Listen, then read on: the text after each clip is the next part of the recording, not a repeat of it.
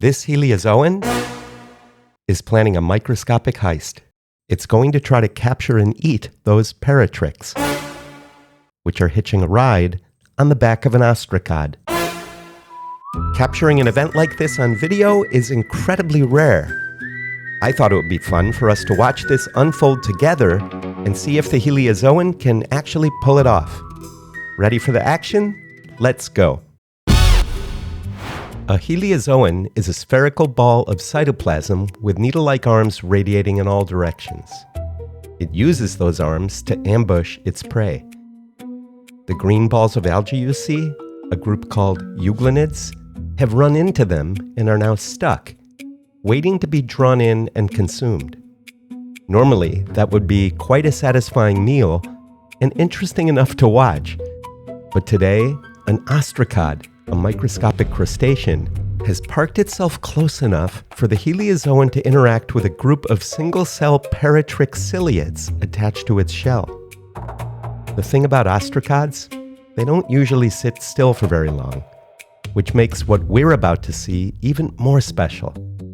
Things sometimes happen slowly in the microcosmos, so I'll be speeding up the footage from time to time, and I'll let you know on screen when I do. Over the course of a few minutes, the heliozoan draws closer to the ostracod. We can start to see its arms reaching out and contacting the shell. And as contact is made, something surprising happens. The algae to the upper right that was completely enclosed is suddenly released. It doesn't force its way free. The heliozoan opens up and just lets go. Is the heliozoan reacting to the possibility of a more preferred meal? While microorganisms don't have brains, they can possess incredibly sensitive sensory organelles. I wondered what could cause the heliozoan to redirect its cellular energy and resources toward what might be a more high-value target. I reached out to a leading expert with this and all my questions. Hang on a bit and I'll share his input. The timing doesn't seem random. Just as the heliozoan lets go of the algae, it's starting to wrap its arms around one of the ciliates. The sticky-fingered thief is picking the pocket of its unsuspecting mark. It's becoming clear what's happening. The heliozoan, confronted with multiple targets, is beginning to surround each one separately. We can see this clearly with these first two peritrichs. But as we speed up the footage, the heliozoan's methodology changes. The compartments around those two peritrichs are combining into one larger space. And at the same time, the heliozoan is beginning to surround targets further up the ostracod's shell. Once the third peritrich is individually enclosed, we see the process repeat itself. That small compartment joins with a larger one. And then the same process with the fourth peritrich. The heliozoan seems to have identified this entire row of ciliates as its next meal, and its first step is to surround all of them in one large compartment. And then the ostracod does what I had feared all along. It moves. No.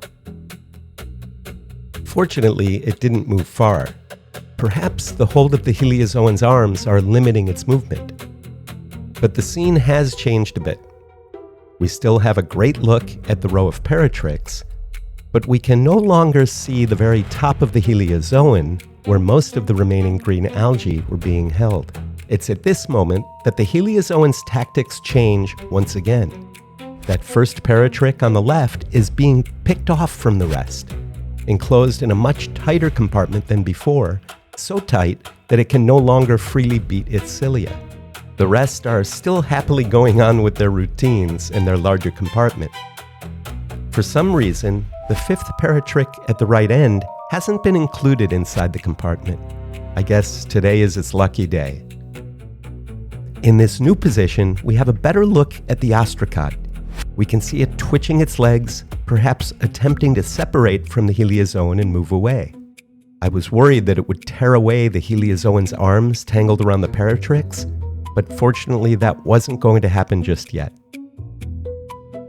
With the heliozoan's full attention directed toward the peritrichs, we can see in the background it releases the last of the algae it had trapped. The algae uses its flagellum to move away.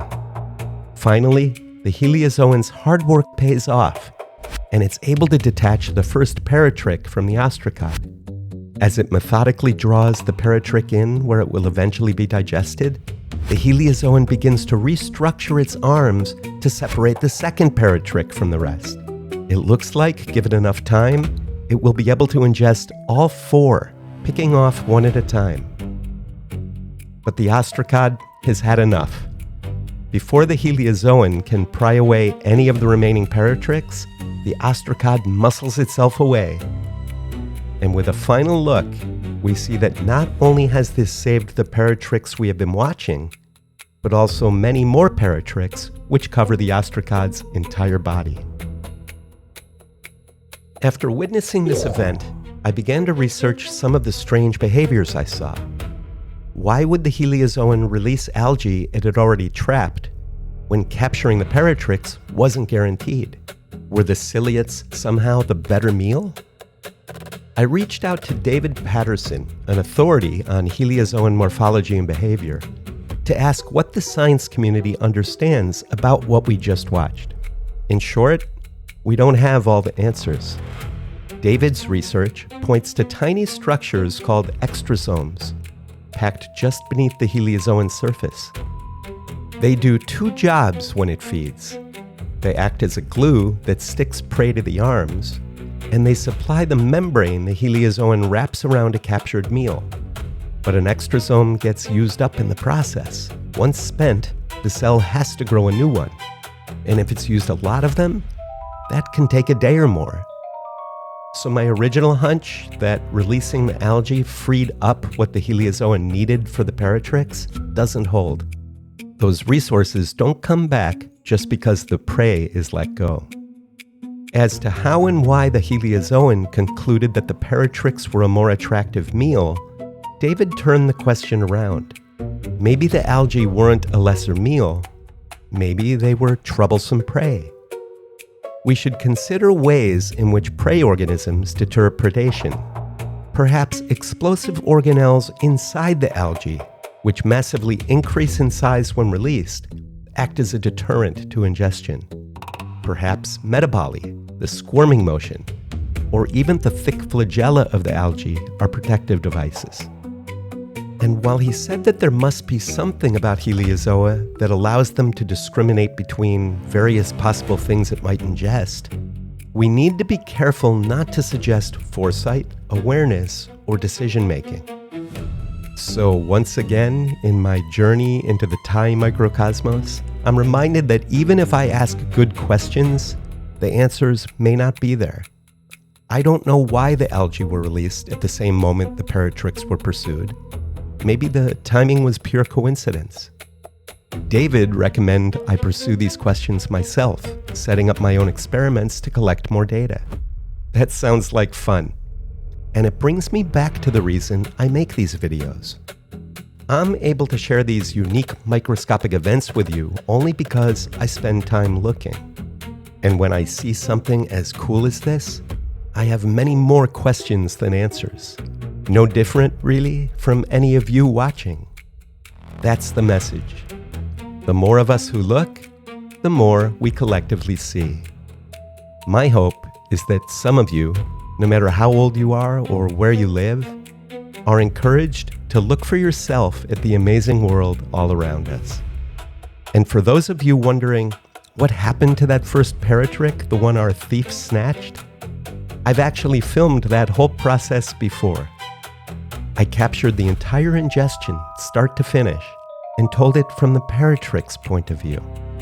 What it's like to be the one being eaten. Don't miss that video.